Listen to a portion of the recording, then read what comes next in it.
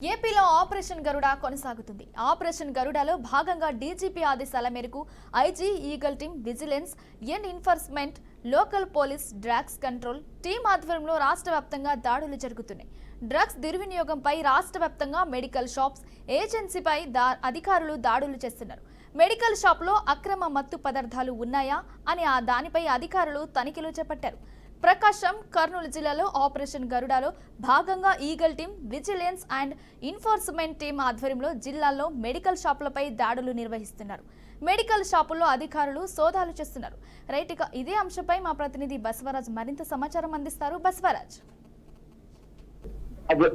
Vigilance and enforcement ఆధ్వర్యంలో ఏదైతే industry వాళ్ళ ఆధ్వర్యంలో అయితే డ్రగ్స్ అదేవిధంగా ఈగల్ ఇలాంటి సంయుక్తంగా దాడులు చేస్తున్న పరిస్థితులు కర్నూలులో కనిపిస్తున్నాయి. అంటే ప్రస్తుతం ఏదైతే ఇప్పటి వరకు 15 శాతం వరకు దాడులు చేశారో, అంటే ఇక్కడ దాడుల్లో అనేక అంశాలు బయటపడతాయి.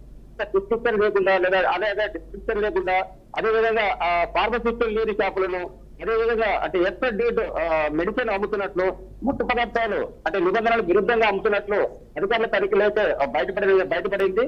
ఇదే విధంగా ఏదైతే ఒక నివేదికను సిద్ధం చేసి అంటే మెడికల్ మాఫియా అంటేనే మనందరికీ తెలిసింది. అంటే అక్కడ ఎంత అవినీతి అక్రమాలు జరుగుతాయో ఎవరికి తెలియని అంశం అయితే కాదు. ఈ క్రమంలో ఏదైతే కూటమి ప్రభుత్వం ఈ రోజైతే గరుడ ఆపరేషన్ లో భాగంగా కార్యక్రమాన్ని రాష్ట్ర వ్యాప్తంగా ఏర్పాటు చేసింది. ప్రధానంగా అందరికి సంబంధించి అధికారులతో విస్తృత దాడులు చేశారు. ఈ దాడుల్లో సుమారుగా ఇప్పటి వరకు అధికారికంగా అందరి లెక్కల ప్రకారం 100 షాపుల వరకు దాడులు నిర్వహించి షాపుల్లో ఏమేమి లోపాలు ఉన్నాయో అన్ని కూడా నోట్ చేసుకొని ప్రభుత్వానికి నివేదిస్తున్నట్టు చెప్పారు. తదుపరి చర్యలు ఉంటాయి.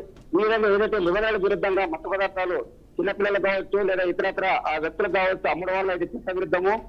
దీని వల్ల అనారోగ్య పాలయ్యే అవకాశం ఉందని అధికారులు అయితే మెడికల్ షాప్ యజమానులకు సూచన సలహాలు చేసిన పరిస్థితి కనిపిస్తా ఉంది. అయితే ముందు ఈ దాడులు ఇలాగే కొనసాగుతాయి. ఎక్కడ ఎలాంటి చేసినా కూడా అంటే మెడికల్ షాపులు అకడమిగా నిబంధనలకు అనుగుణంగా పాటించాలి. అదేవిధంగా ఫార్మసిస్టులు ఎవరైతే ఉన్నారో వారి ఆధ్వర్యంలో చర్యలు జరగాలి. అనాథ్రంగా లేదా అవగాహన వ్యక్తులు పెట్టి ఆ మెడికల్ షాపుల నిర్వహణకు అనుమతి లేదు. ఈ విధంగా హెచ్చరికలైతే జారీ చేసిన పరిస్థితి కనిపిస్తా ఉంది. అయితే ప్రస్తుతం ఇంకా కళ్ళలో కొనసాగుతున్న దాడులు మరి ఏదైతే రేపు ఎల్లుండి కూడా ఈ 3 రోజులు దాడులు కొనసాగే అవకాశం ఉంది. ఎంతమంది మీద యాక్షన్ తీసుకుంటారు, ఎన్ని షాపులు మూతపడతాయి అనేది మనం వేసుకోవాల్సింది.